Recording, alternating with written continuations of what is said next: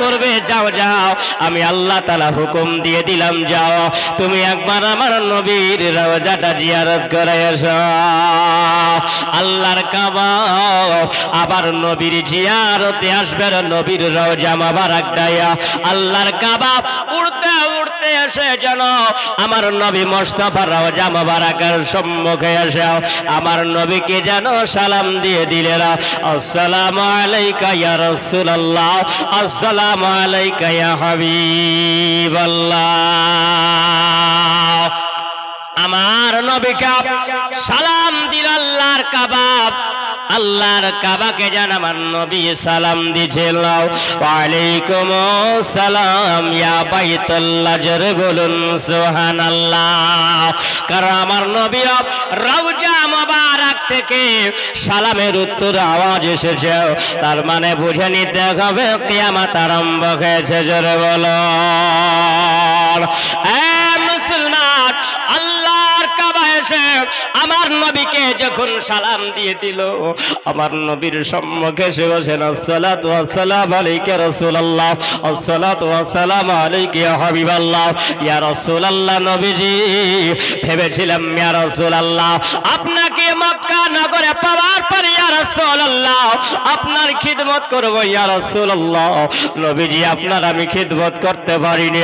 আপনার সঙ্গে বারবার দর্শন হবে ইয়া রাসূলুল্লাহ এটা আমার ভাগ্যে জুটেনি এটা কপালে জুটেনি ইয়া রাসূলুল্লাহ নবীজি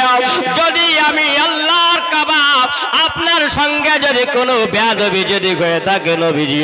আপনি ক্ষমা করে দিবেন নচেত আপনি যদি ক্ষমা না করে দেন আল্লাহ আমাকে ক্ষমা করবে না জোরে বলুন কেন আল্লাহর কাবা জানে আল্লাহর কাবা বলে ইয়া রাসূলুল্লাহ নবীজি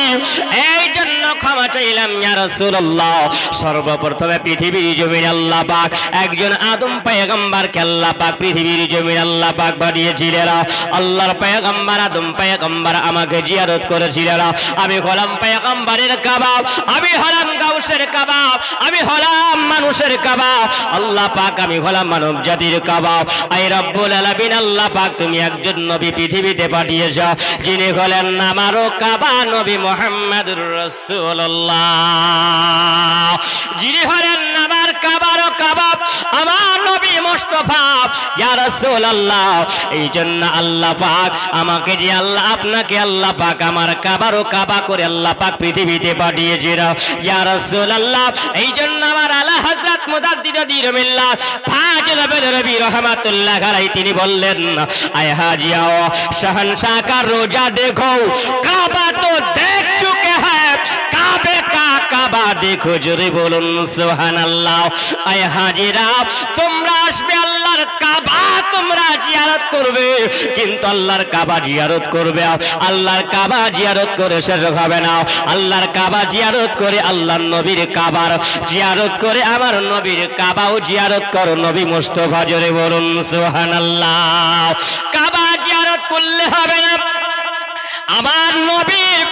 যদি তুমি জিয়ারত না করো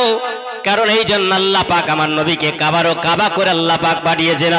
এই জন্য আমার আলা হযরত তিনি বললেন বলে হাজিরা শুনে নাও তোমরা আল্লাহর কাবা জিয়ারত করবে বটে কিন্তু শোনো আল্লাহর কাবাকে জিয়ারত করার সাথে সাথে আমার নবীকেও জিয়ারত করতে হবে তাকবীর আল্লাহু আকবার নারায়ে সালাহ ইয়া রাসূলুল্লাহ আল্লাহর কাবা ওই সময় আমার নবী মুস্তাফা রওজার সম্মুখে এসে আমার নবীকে সালাম জানিয়ে গিরগির করে কাঁদতে আরম্ভ করলাম আল্লাহর নবীকে বলছেন ইয়া রাসূলুল্লাহ নবীজি কতদিন ইচ্ছা হয় আপনাকে একবার জিয়ারত করব আপনার কবর মোবারকটাকে জিয়ারত করব আবার নবী বলেছেন হাদিস শরীফ একবার উঠিয়ে দেখুন আল্লাহ নবী বললেন মান যারা কবরি ওয়াজাবাত লাহু শাফাআতি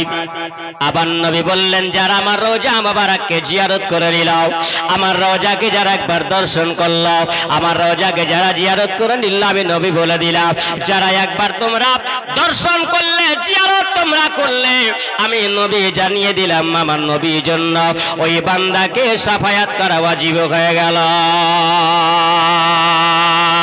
আমার নবীর জন্য আজীব হয়ে যায় যে বান্দা আল্লাহর নবীর কবরে জিয়ারত করে নেয়। হ্যাঁ মুসলমান, আল্লাহর নবীর সম্মুখে আল্লাহর কাবায় এসে যেন গিরগির করে কাঁদতে আরম্ভ করলো, ইয়া রাসূলুল্লাহ আপনাকে সালাম জানালাম, আর হয়তো এটাই হলো আখেরি সালাম, আর হয়তো আমি কাবা সালাম জানাতে পারবো না। ইয়া রাসূলুল্লাহ নবীজি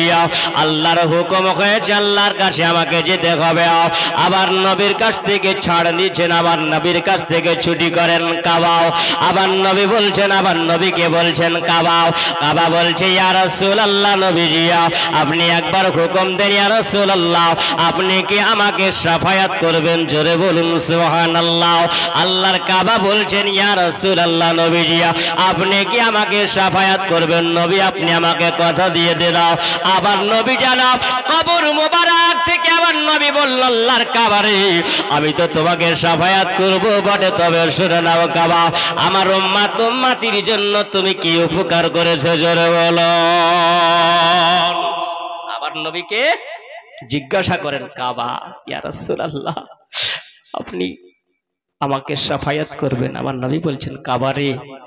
আমি তো তোকে শাফায়াত করব, কিন্তু শোন আমার উম্মত উম্মতির জন্য কি একটু উপকার করেছিস বল। আল্লাহর কাবা চোখ দিয়ে ঝটঝট করে পানি ঝরতে লাগলো। আল্লাহর কাবা কাঁদতে আরম্ভ করেছেন, বলে ইয়া রাসূলুল্লাহ নবীজি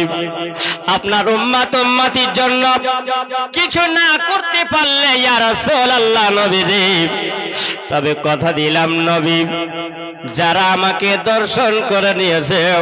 আমি আল্লাহর কাবা কথা দিয়ে দিলাম, আমি একটা একটা করে দিয়াও আল্লাহর কাবা আমি জান্নাতে নিয়ে যাব। ইয়া রাসূলুল্লাহ এতে কি আপনি খুশি হয়ে যাবেন? আবার নবী বলছেন, বলে আল্লাহর কাবারে আমি এতে খুশি হব না, আমি এতে খুশি হয়ে যাব না। আল্লাহর কাবা বলে ইয়া রাসূলুল্লাহ নবীজি যারা আমাকে